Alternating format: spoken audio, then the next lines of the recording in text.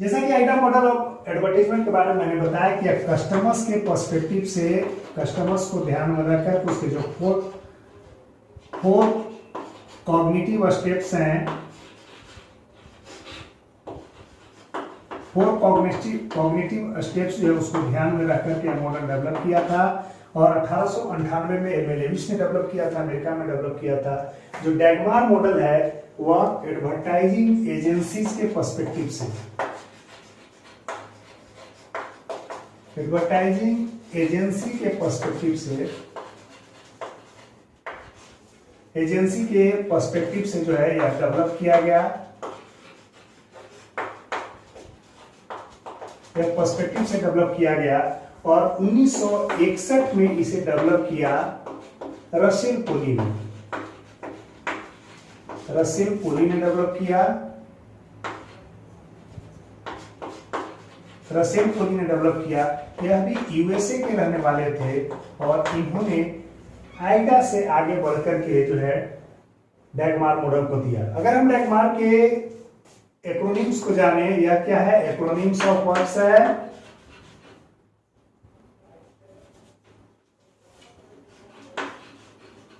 Acronyms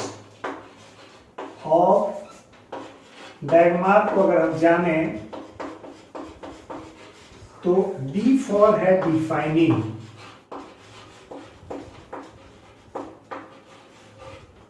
A for advertising,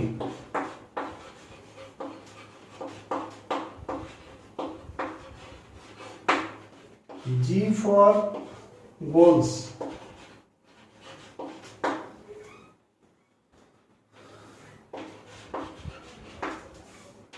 M for measuring,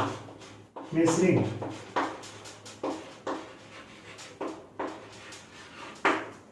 A for advertising,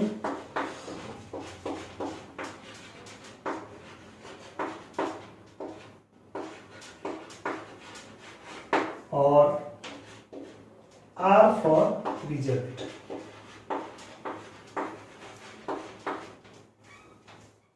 आपने देखा यह जो संक्षिप्त की है शब्दों के समूह का डैगमार में, अगर हम उसको फुल फॉर्म लाते हैं, उसको बड़ा करते हैं तो आप देखते हैं डी फॉर डिफाइनिंग। इस मॉडल को दिया था 1961 में रसेल पोली ने, जो यूएस के रहने वाले थे, और 1995 में जो एडवर्टीजमेंट एसोसिएशन था वर्ल्ड वाइड, उसने फिर से इसको एक्सप्लोर किया। तो यहां पर आप देख सकते हैं डैगमार, DAGMAR, D for defining, A for advertising, G for goals, goals for, M for measuring, A for advertising, R for result. आपने देखा होगा कि जो एडवर्टाइजिंग है उसके रिजल्ट्स को स्पेसिफाई किया गया, स्पेसिफाई किया गया,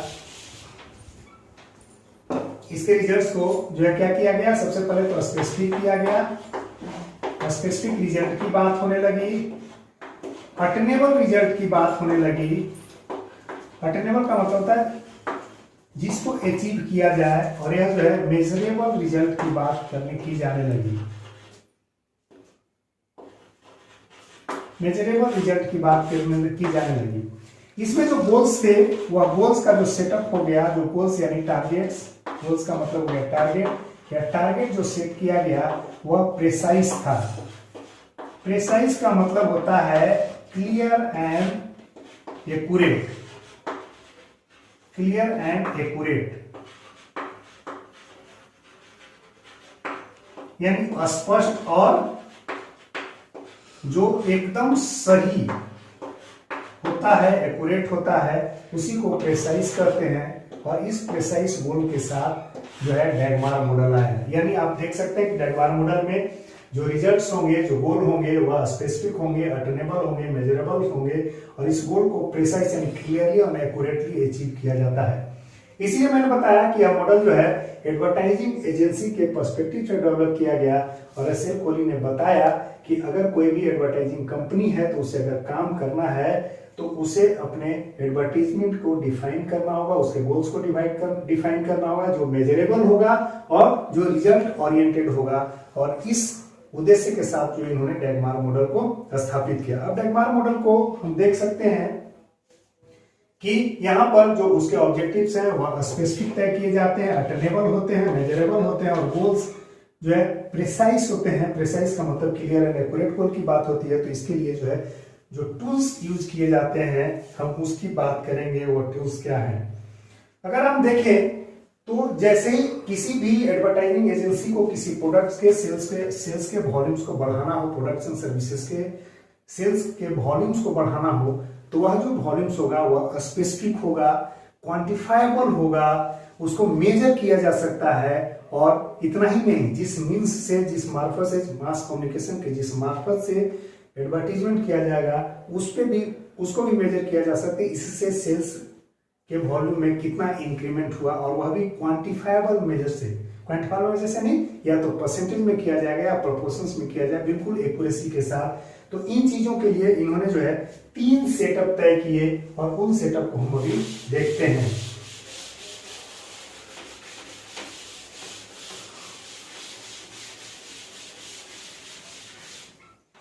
सबसे पहले डेगमार्क मॉडल में जो सेटअप हुआ उसमें एस्टैब्लिशिंग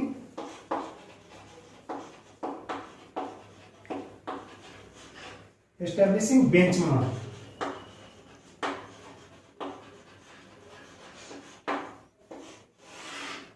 एस्टैब्लिशिंग बेंचमार्क में जो मिनिमम थ्रेशोल्ड है, यानी सेल्स जो एडवर्टाइजमेंट एजेंसी यह तय करती हैं कि इस प्रोडक्ट का जो मिनिमम सेल्स वॉल्यूम्स है वह कितना है, और उस बेंचमार्क से ऊपर हमेशा अचीव करने के लिए, सेल्स वॉल्यूम्स को अचीव करने के लिए प्रयासरत होती है। यह जो है यानी एक मिनिमम बेस मान लिया जाए कि अगर हम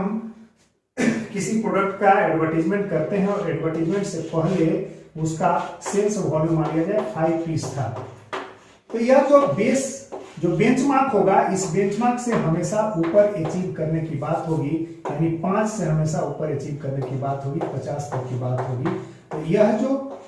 बेंचमार्क है 5 का, उससे हमेशा ऊपर की बात होगी, और तब जो है टारगेट तय किया जाएगा। उस बेंचमार्क को एस्टेब्लिश किया जाता है इस डेगमार्क मॉडल में कि इसमें मिनिमम जो थ्रेशोल्ड है उससे हम हमेशा ऊपर रहे, और मिनिमम थ्रेशोल्ड कितना होगा वही उसका बेंचमार्क होगा। Implementing communication task.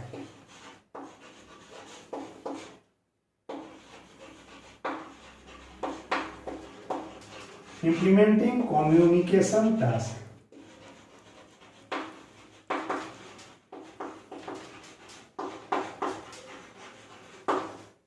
इसका मतलब है कि सबसे पहले वह मीडिया क्या होगा जिसमें हमें जो है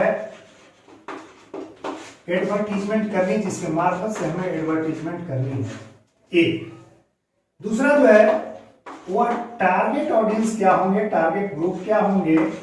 जिसके लिए हमें एडवर्टीजमेंट करना है। इसके अलावा अगर इंप्लीमेंटिंग मीडियम्स की बात करें तो टारगेट ऑडियंस क्या होंगे। तीसरा क्या होगा, मैसेजेस क्या होंगे, जो एडवर्टीजमेंट का मैसेज होगा, एडवर्टीजमेंट जो मैसेजेस होंगे वह कैसे होंगे, किस तरह से पब्लिक को कनेक्ट करने वाले होंगे, हम इन पे काम करते हैं। और यह जो कनेक्टिंग मैसेजेस की बात करते हैं, यानी ऑडियो या वीडियो फॉर्म में जिस तरह के भी मैसेजेस हो कनेक्टिंग हो, मीडिया कैसा चुना जाए उस टारगेट ऑडियंस के हिसाब से जो सुटेबल हो वैसा मीडिया चुनने की बात होती है। और इस तरह से एडवर्टीजमेंट को जो है कम्युनिकेशन टास्क के मार्फत से तय किया जाता है कि किस तरह का एडवर्टीजमेंट किस टारगेट ऑडियंस के लिए किस मार्फत से किया जाए, किस मीडिया को चुन करके किया जाए, ताकि वह जो है ज्यादा से ज्यादा लोगों तक पेनिट्रेट हो, ज्यादा से ज्यादा लोगों को अवेयर करे, और अवेयर करने के साथ कनेक्ट करे, और कनेक्ट करने के साथ जो है वह अटेंशन, डिजायर और फाइनली एक्शन के मूड में जो है कस्टमर आ जाए। तीसरा जो है मेजरमेंट की हम बात करते हैं, गोल्स एंड मेजरमेंट की बात करते हैं। अगर हम इसको यहाँ लिखें थर्ड पॉइंट को, यह पहला पॉइंट था या दूसरा पॉइंट होगा, तीसरा पॉइंट जो है मेजरमेंट की बात करते हैं। मेजरमेंट की हम बात करते हैं, इसमें जो मेजरमेंट होता है वह या तो परसेंटेज में होता है या क्वांटिफाइबल होता है। क्वांटिफाइबल होता है, क्वांटिफाइबल का मतलब है कि बिल्कुल टारगेट स्पष्ट रूप से अंक में निर्धारित किए जाते हैं कि कितना परसेंट हमने जो है टारगेट अचीव किया है, या सेल्स और वॉल्यूम में जो सेल्स के वॉल्यूम्स हैं वह कितना संख्या में कितना इंक्रीज हुआ। तो इस तरह से स्पेसिफिक अटेनेबल मेजरेबल जो एम्स है वह डैगमार मॉडल के द्वारा जो है तय किया जाता है, और उसी के हिसाब से जो डैगमार मॉडल को जो कंपनियां एडवर्टाइजिंग एजेंसी फॉलो करती हैं या उस मॉडल को अपनाती हैं, तो उसमें वह मैन्युफैक्चरर्स को या जिनके लिए वह विज्ञापन कर रही होती है, जिन प्रोडक्ट्स का विज्ञापन कर रही होती हैं, जिन मैन्युफैक्चरर्स के प्रोडक्ट्स का विज्ञापन कर रही होती है, सर्विसेज का विज्ञापन कर रही होती है, उन्हें स्पष्ट रूप से बता पाती हैं कि कितना हमने आपके सेल्स के वॉल्यूम को बढ़ाया, कितना परसेंटेज बढ़ा दिया, उसकी संख्या कितनी थी, और किन माध्यम को मैंने चुना, किस मीडिया के किस मीन्स को चुना जिसके थ्रू जो है आपका सेल्स वॉल्यूम बढ़ गया, यानी टारगेट समूह तक हम पहुंचने में कामयाब रहे, और हमने कैसे मैसेजेस चुने थे जो आपके सेल्स वॉल्यूम को जो है बढ़ा गया, क्योंकि हमारे जो मैसेजेस थे वह कैची थे, हमारे संदेश उस विज्ञापन के संदेश कैची थे, जोड़ने वाले थे, टारगेट समूह को कनेक्ट करने वाले थे। इस तरह से आपने मित्रों देखा कि जो डैगमार का मॉडल है और आइडा का मॉडल है किस तरह से विज्ञापन एजेंसीज के लिए और एज वेल एज जो है मैन्युफैक्चरर्स के लिए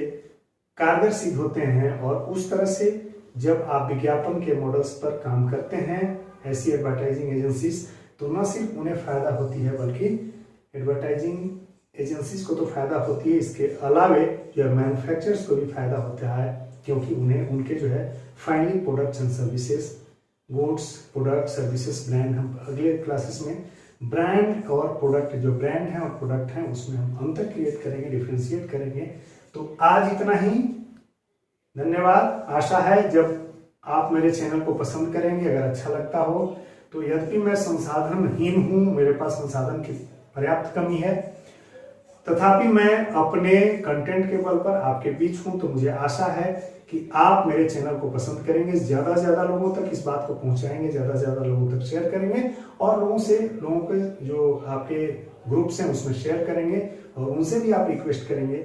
कि आप जो है लाइक कीजिए, सब्सक्राइब कीजिए और ज्यादा से ज्यादा लोगों तक शेयर भी कीजिए। धन्यवाद।